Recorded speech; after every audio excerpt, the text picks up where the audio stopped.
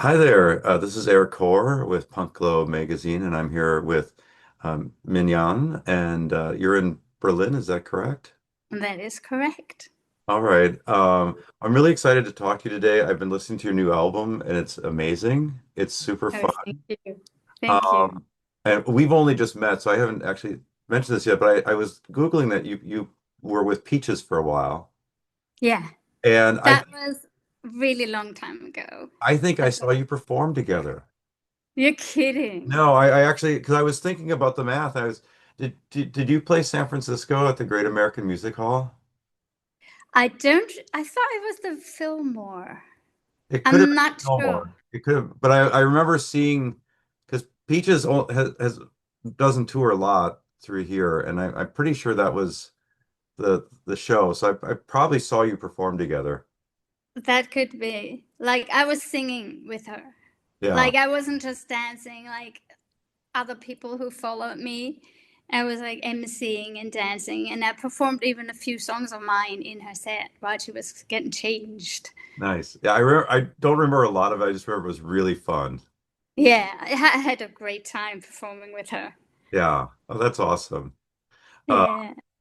So well, let's jump right into your album then. So I've been listening to it, and I think you said the first scheduled release is called Rat Boy. Yes. And what inspired that? Is that was It's that more like kind of I dating don't or know. It's more like I don't know. I almost saw like a cartoon character, the rat boy, which I kind of also identify myself with, and a lot of people I want that we're feeling empowered in our situation at the moment, like just standing up for yourself and you know, fighting in being, rats are the ones who always survive. And I want us to all survive to whatever happens in this world. You know, I like it's that. very empowering, that track. That's actually very cool. I hadn't thought of like Rat Boy as a superhero in the story. Yeah, yeah, I see him as a superhero.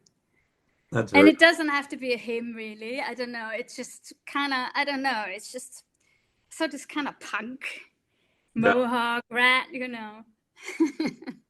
No, it's very cool. I really like that a lot. And then I know like Fist in the Honey Pot is going to be another single. That one I caught myself going back and listening to a couple times also. It's really fun. Oh, good. Yeah. So It's a lot about it. Like the whole album is a bit dystopian, like mirroring the dystopian society we're living in, and kind of want to empower people just to change the world. I don't know if that came across when you listened to it, but that was more like my intention. And it's got a little bit of a moody film noir feel to it with some of the tracks. like a blind dark horse. Yes, and Black Hat, Yeah. for example. And And Ghost in the Sun is also a bit anti-capitalist because it's about actually the people in Tent City, downtown LA. That was inspired by them. But of course, everybody can just interpret the tracks however they see it. I don't want to tell people what they should think about them, the tracks. So everyone kind of has the freedom just to interpret it however they want. it's nice to get your insights though because it does when I first heard the word rat boy, I was thinking of a bad relationship or like a bad night at Okay. like and then when like your shift on it, I was like, oh, that's really cool. Like the rat boy is the superhero. Yeah. That's a fun twist. Uh-huh. I thought I really enjoyed the music also because it seems like there's a variety of elements going on there. I mean, I heard everything from like elements of like 80s new wave to punk and grunge and almost like Lords of Acid type feel in places. I mean, it was a really cool confluence of stuff that kind of flowed together. Like there was this there's definitely like this narrative that's flowing through it musically, but then all these elements are playing around, and I thought that was really cool. Right. Oh, I'm glad. Sounds good. Was that your intention, or is that am I just No, not at all. I think just all the influences from whatever I've ever listened to just flows into the music. I never have anything like, oh, I want to have this track sound like this or that. I usually just start with a drum beat and then ad lib to to to a beat, try to come up with words, and then later on I color in like the instruments, and everything is quite a long process actually. But I mean, that's just how it goes in creative worlds. so that's really cool. So you start with the drum beat? Uh huh. Oh, interesting. Okay. So are I you usually program something and then I dance and sing in front of the microphone. Sometimes it's also guitar riff over the drum beat or bass line. It depends. well, that's really cool. That's because I usually when I write music, I'm writing lyrics and then I'll pull out my guitar, but it never occurred to me to start with the drums. Yeah. Really cool. Um, Because I always like to dance also, yeah. having some fun. No, and the music, I mean, despite like you were talking about like some of the themes in there, there's a fun quality to it at the same time. I'm glad. I'm glad it's not too dark. I was a little bit afraid of it. It comes over depressing or something because it come out of a frustration a little bit, Yeah. but I didn't want it to be. I wanted to be uplifting. Yeah. Yeah, no, it definitely, I mean, I like because it's complicated but accessible at the same time. Oh, good. So it works really, really well. I like that. Um, I have to say, it's funny, on a Blind Dark Horse, I kept hearing like almost like and I guess it's just me having a baritone voice. I kept hearing like a baritone behind you. Ooh. Like I just because I loved like your delivery there, but I was like I could hear it almost like a Nick Cave thing. Yeah. Okay. And That would be nice. yeah, just throwing that out there because I was like, Anyone is welcome to cover that song. oh, nice, nice. So if you want to have a go at it. Maybe I will. Well, maybe I'll take it to one of my bands and we can toss it around a bit. So Yeah. that'd be fun. Um, uh, now, did are you from Berlin originally, or I'm born in the south of Germany, oh, what but part? I escaped really fast and then moved to Berlin. And then I moved around a lot in my lifetime. So I lived in London a while and in LA as well. We lived in Bad Aibling when I was little. Uh Outside huh. Okay. of Augsburg. Uh huh. Okay. So Army brat. So, but beautiful down there. But yeah, I like the North better. It's Uh more, huh. Yeah, Berlin is the only place I can imagine living in because it's more multicultural, not so yeah. square. It's really nice. Berlin's an amazing city. Yeah, it's changing all the time, and I'm glad about that. Yeah, I was when I was there last summer. One of the I things I did was I took a bicycle tour, and it was just me and a couple people on bikes all day around Berlin. And I think that the my favorite part of the tour was where they showed where Hitler died, and on one hand is a gay bathhouse, and the other side was like a Jewish daycare, and I was like, oh, that's so cool. It was like because to think like that's where his end was, and like things that he couldn't stand on either side, and And that's great. Yeah, I didn't even know that. yeah, no, it's fascinating city though, the history there and the richness of it, and uh, have you been to the sorry, not to get too deep into Berlin, but there was the this one outdoor museum with the stone blocks. Do you know what I'm talking about? Yeah, I think you're talking about the Jewish memorial, Yeah. I Oh, that think. was powerful. Yeah. So, Yeah, it's a lot to learn about history. yeah, yeah, but I mean it's a really rich city and but just so vibrant. True. There's always something going on.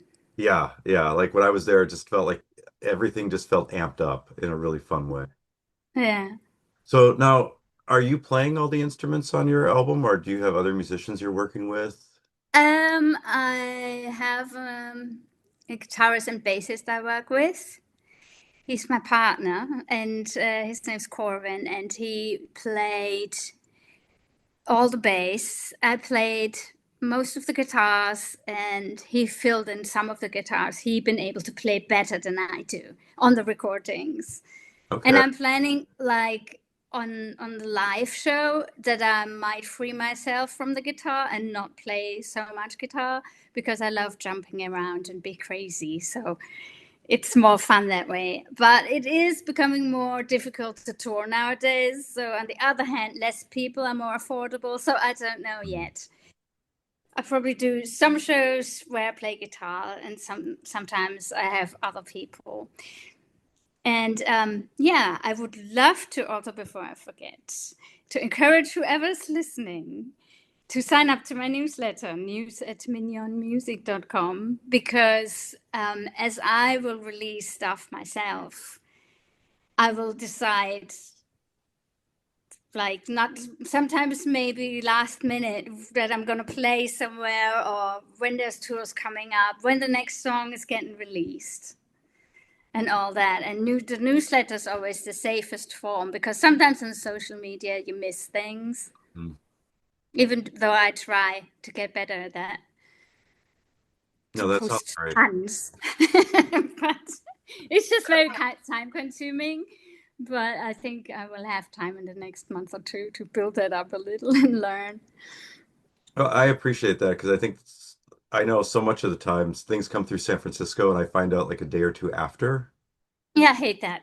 because it's all the things that we had to find out stuff, the more stable things are gone, and social media Yeah, always give you what you need to find the things you want to see. yeah, yeah. And I like it when you actually can find out not only when you're playing, but what time, the address of the venue, and how Yes. much it costs. It is like always it's so much research sometimes to find all that out. I would really appreciate it if that would be more accessible. Yeah, no, it would be nice. But I appreciate that your idea of creating a newsletter. Yeah.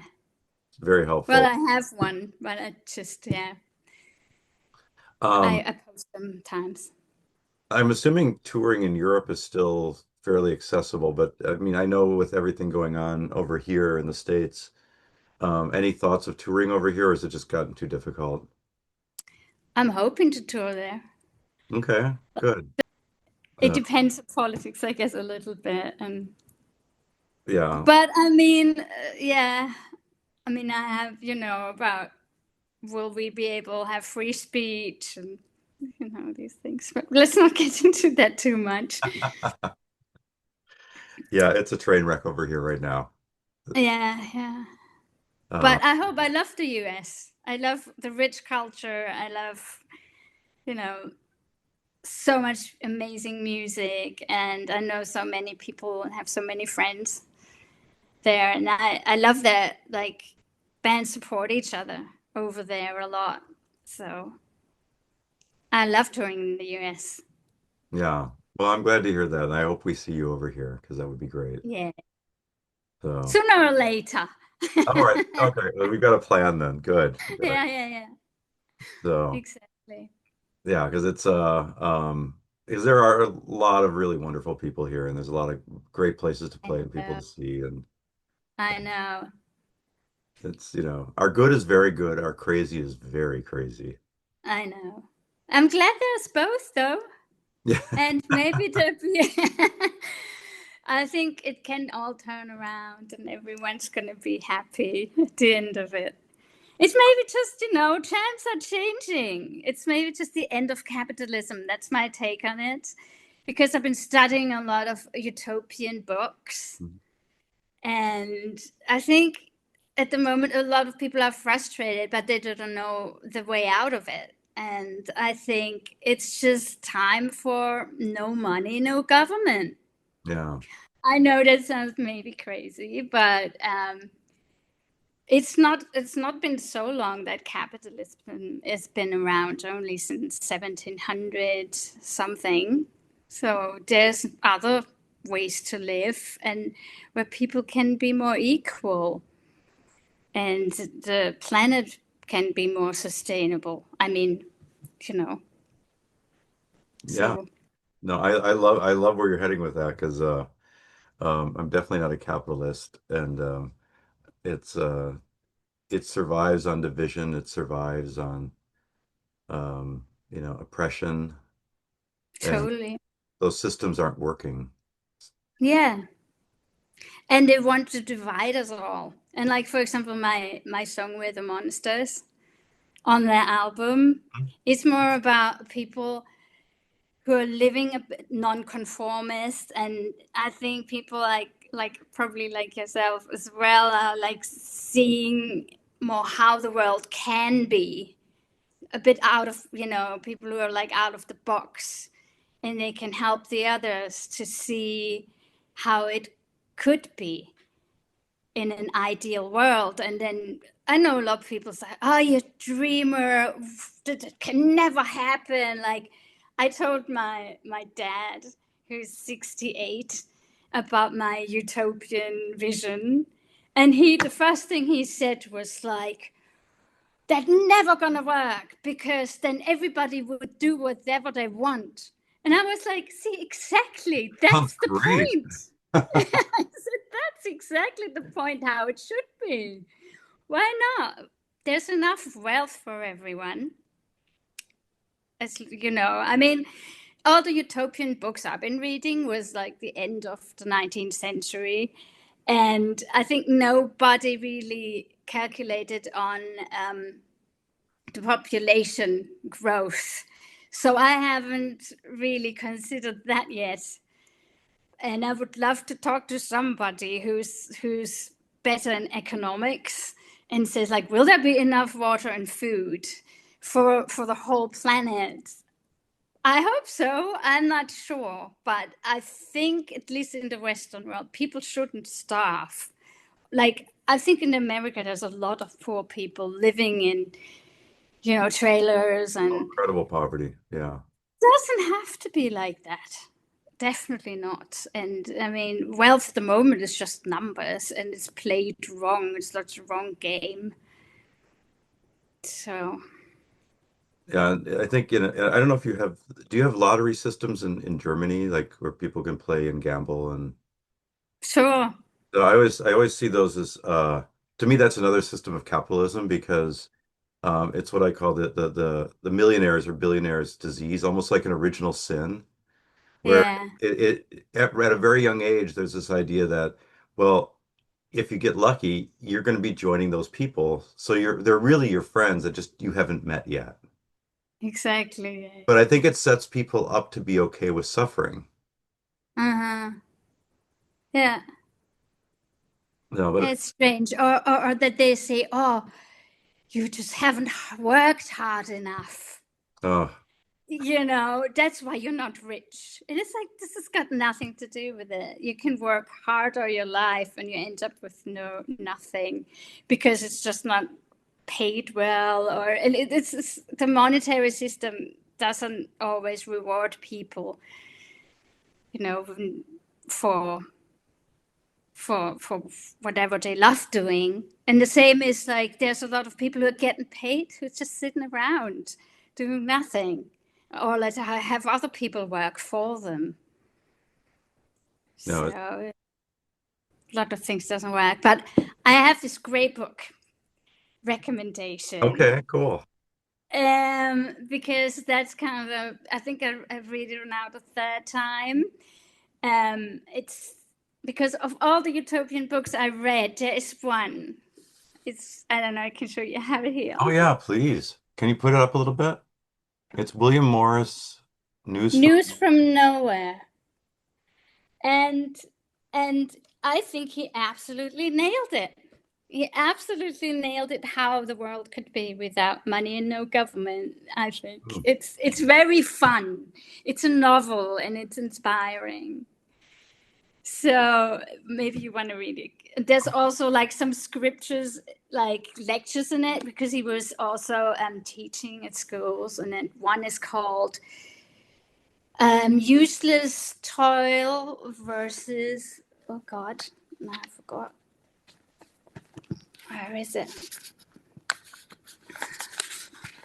It's called Useful Work versus Useless Toil. Wow. So that's really nice, that bit as well. Do you want to give us like one or two little insights from his book just as teasers for people? Because it sounds like this is a lot of your inspiration for your own writing, yes? True. Maybe I even write a utopian book one day. I mean, I would love to. Because there's also this movement, I don't know if you heard about it, solar punk. No, I haven't heard of solar punk. Tell me about that.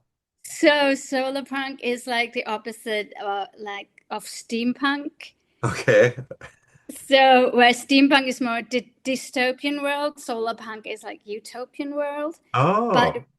with the technological advances from nowadays, like solar power and even like computer stuff and how the world could be like, but really beautiful. So only beauty will be created by people, and some people envision it without cars and having just public transport, and it's very like eco-friendly and people work together. It's really sweet. It's a whole movement. When you Google it, there's loads. Oh, that's so cool. Is that something that started over in Europe or? I don't know where it started, actually. I don't know where it started. I love an optimistic punk movement. That's awesome. Isn't it funny? It's super fun. That's great. Yeah. And then there's another thing which I haven't looked into yet. It's like Afrofuturism, but I'm not sure. But it's also quite utopian. Oh, nice. So I'm studying this. Oh, you've given me stuff to research. I'm thrilled. Thank you. You're welcome. I could read something. I don't know. Let's see. Okay. Most people, well to do or not, believe that even when a man is doing work which appears to be useless, he is earning his livelihood by it. He is employed, as the phrase goes, and most of those who are well to do cheer on the happy worker with congratulations and praises. If he is only industrious enough and deprives himself of all pleasure and holidays in the sacred cause of labor, in short, it has become an article of the creed of modern morality that all labor is good in itself, a convenient belief to those who live on the labor of others. Hmm. So that's one of the lectures. Okay. So it's just it's the time of the industry horrible word Industrial in industrial revolution, but it's like the second one, industrialization. Oh, okay. So where people worked in factories, worked themselves to death, kind of. Yeah. No, that's really cool because I think about like I used to work in restaurants for years and I worked so hard and I barely made enough money to live. Yeah, And it's yeah, and you think about the people who work at, like, I don't know, like Amazon factories or something where they package things, and I don't know, I've never seen, I think there was a movie, but I wonder how it looks like in there, because you see these huge structures when you drive down the freeway in like, I don't know, is it between LA and Riverside? I don't know. It's besides the freeways. These huge, massive warehouses, which don't have any windows. yeah, I'm always thinking, are these people in there working and sorting out parcels? I think it's a bit like, probably. mm, So yeah, weird. That's total dystopian. So we're Yeah. already living it. Well, that's one thing I've been talking a lot about people too is like is you know, like especially in the States right now where we see so much being torn down around us, so much of what we value. Mm, And I keep trying to look at like what are we losing, but what will we rebuild from the rubble? Like what are we gonna make after this is over? So I like your utopian ideas because I think that um especially punks, I think we have the creativity mm, to actually see what could be possible in the future. yeah. So Yeah. And the thing is, we kind of have to learn to stick together. Like, even with the normies, where we maybe usually like, oh God, these people, but it is like, I think a lot of people have their creativity in them or their goodness. Even the people you think like, oh my God, they're voting for the wrong stuff now, but they just don't know better. yeah. And I think once there would be something being rebuilt, we have to do it with everyone. And we're actually at 99.9% of the same genome, all humans. We only have such a small variety. And I always say, like, we have to celebrate the variety of, of course, different skin colors, hair colors, eye colors, opinions. But at the end of the day, we have to kind of stick together and try to you know make our species survive as well, and all the animals, and make the planet survive, because we have actually paradise here. Hmm.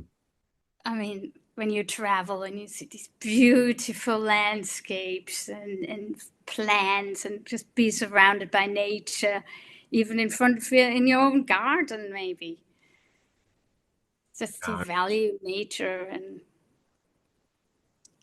But I think you brought up like normies too, and I think it in my experiences once I get to know people who are normies, as you say, is they're often not that normal. And that's I oh think yeah, that's true. and I think that's also creating space for expression for people. I think that as human expression is suppressed, I think then that comes out sideways and that comes out with pain Mhm.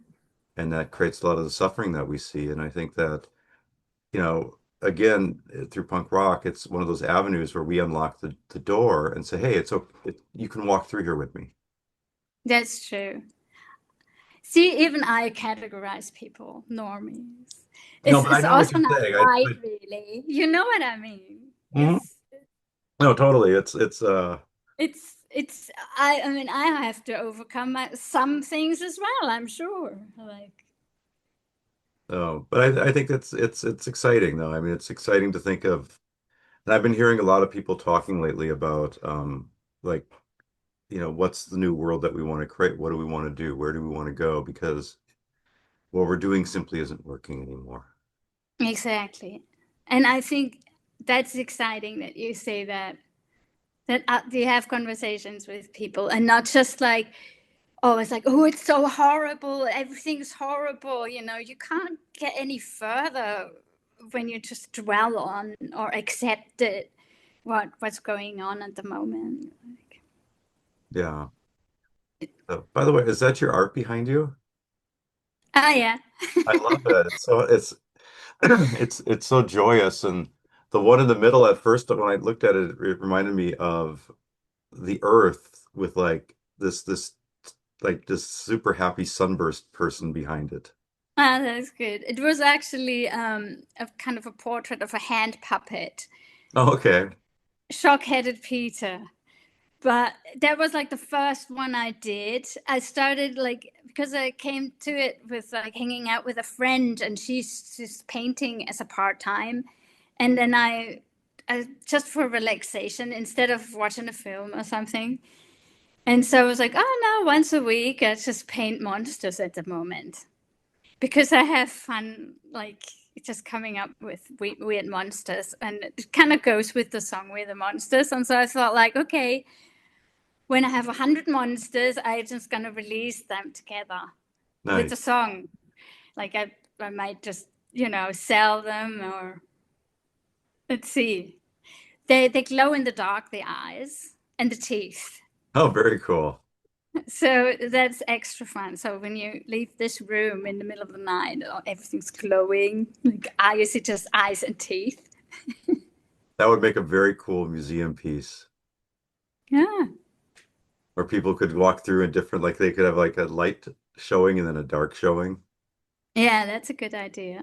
That'd be fun. Yeah, I never really intended it like for selling it or something. But I think it would be fun to have an exhibition also. It's mainly came out of just having a part-time for relaxation. I like it. They're really fun. So Thanks. so tell me two things that you want to see in your new utopian world. Um, I think mainly a community and everybody does what they want, Mm, like all the time. Like what I like is to take on jobs whenever you feel like it.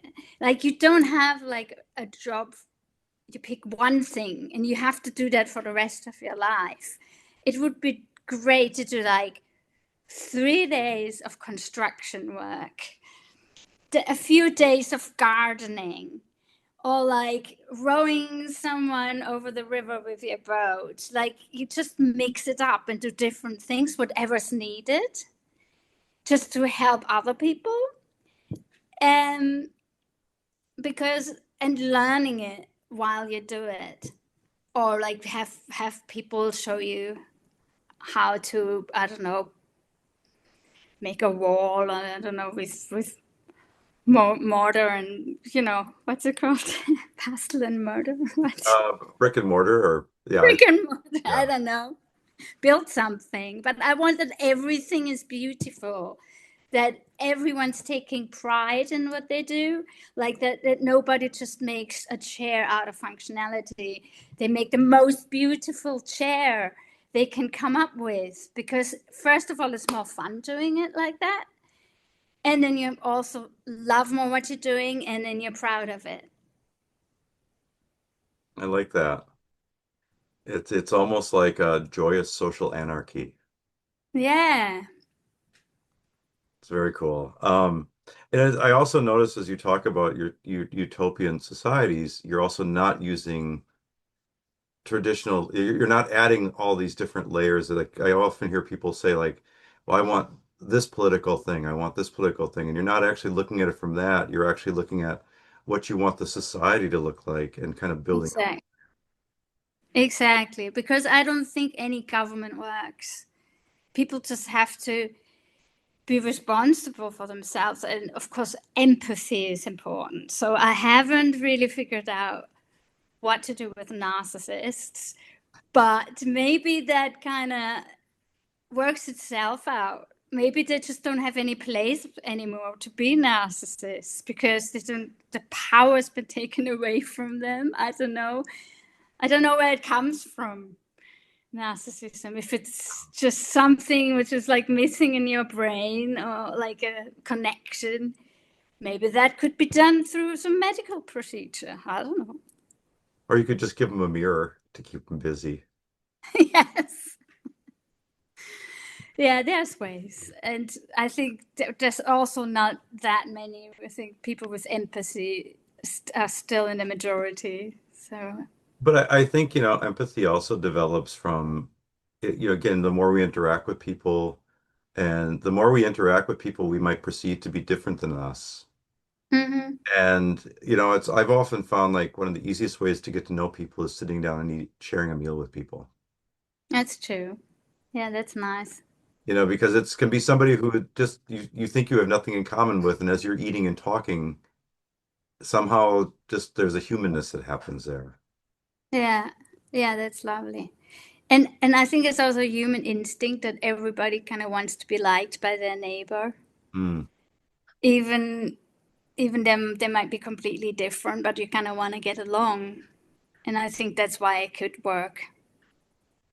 One thing when I was in Berlin this last time that really impressed me was I had coffee with a friend of mine who retired from San Francisco to Berlin.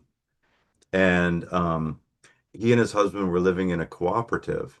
And it was such an interesting place. I don't think we have anything like this here in the States that I know of. But it was, they had like a common living area with kitchen and living room. And then they also had their own individual living spaces, but they were all connected to the common area. And Mm, it was, it was all these retired couples, like he and his husband and these other couples who, uh, were basically creating these families units in these that's cooperative beautiful. spaces to retire. And I was so inspired by that. And but I heard that first in Berlin, so it's kind of cool to hear you talk to me. That was very utopian because I'd never thought of that. And when I heard it, I was like, oh, that's brilliant. Yeah. It also worked with like squat houses, for example, Mhm. when just like a lot of punks mainly took over houses. Or I once lived in a truck squat. I lived in a truck for like a couple of years and on a squatted field. And we had, you know, I mean, we had like a huge garden. People like grew stuff, and we had a fireplace sitting. And we sat around the fireplace, and of course, we had a toilet we rented, and we had to get together once a week to discuss like costs coming up, or when there was the police making trouble. But that was kind of utopian too, I think. That's really cool. I've never heard of a truck squat before. That's really neat. Yeah. Most of the people had like very antique trucks, like from the GDR or even Also, there were older. several trucks together, almost like Yeah, we had like okay. 20 trucks or something, and people lived in the truck. I had like the newest model, but mine was from 1986.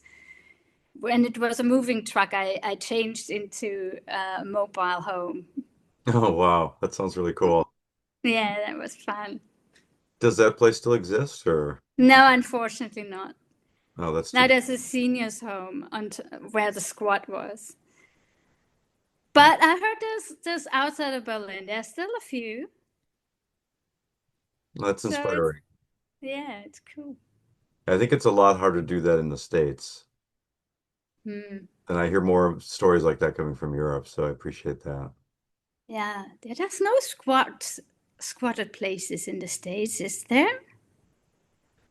There probably are, but none that I know of currently. Uh-huh. So it's just a lot more difficult, I think, here. Hmm. I know in England they had these squatting laws, which really helped the squatters actually. But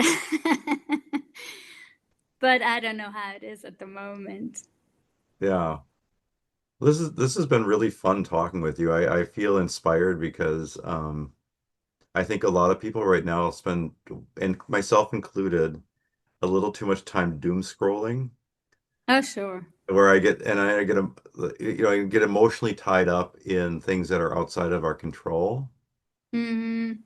And I really appreciate you shifting the narrative to, but let's look at the future and let's look at where we can go.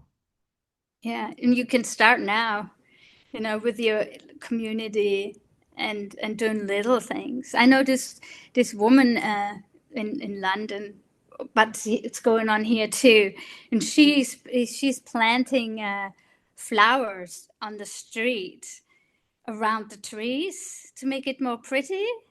Nice. And here, like people put boxes out on the street of things they don't want anymore, and it's always like for free to take for everyone. I actually found a new trash can today. Oh, wonderful. Where usually I'm like, oh, I don't want to buy a trash can for 50 bucks, just to put your trash in. And, Yeah. and mine was broke for forever in the kitchen, to put your rubbish in. Now I found one today for free on the street. That's awesome. Mm. Well, I'm excited about your utopian society, and I'm glad that you're writing the soundtrack to help us get there. You're welcome. Yeah, I really appreciate that. I'm excited about your touring. I hope that you keep us yeah, posted on everything. And can you tell people again how to contact you and how to get on your mailing list so they can get connected to that? Yeah. So it's news at mignonmusic.com. And Mignon is spelled Mignon. Yes, and Mignon Music is one word. I also have a Patreon in case anybody wants to support my being, which is patreon.com/mignonmusic. And what is that? A patch? Patreon. What is a Patreon? Oh, you don't know that I don't know is that. No. your people can subscribe. It's like a personal blog Oh, where interesting. I share like intimate things, thoughts, what I do, and people support me for that for like $5 a month or Oh, more. It depends. And they, whoever signs up at the moment, gets my entire discography for free. oh, very cool. So yeah, it's also a way to connect and to help, I guess, to yeah support my life Yeah, well, financially. that's exciting. Hmm. It helped a lot to produce the album, like the recording and things. Yeah, that's great to hear. Hmm. Maybe you can put like a link or some links underneath what the interview or They usually don't, uh but de definitely like we plugged it here, so hopefully people will connect there. So, great. and then they can all find all these links on your website. On my Yes. website, Okay, yes. that's perfect. Yeah. Yeah, Mignonmusic.com. Mignon like the filet with music, and then it's one word. very cool, very cool. Wait, is there anything you want to leave people with before we go today? Oh, I haven't thought about that. I think just keep going. Don't get yourself down with the news. It's very good advice. And you also gave them a book recommendation, News from Nowhere by William Morris. Correct. And the next album they should be getting is yours. Yes, a All right, blind good. dot bot. This is fantastic. Thank you. Well, thank you. Thank you, Eric. All right. Thanks so much. Okay.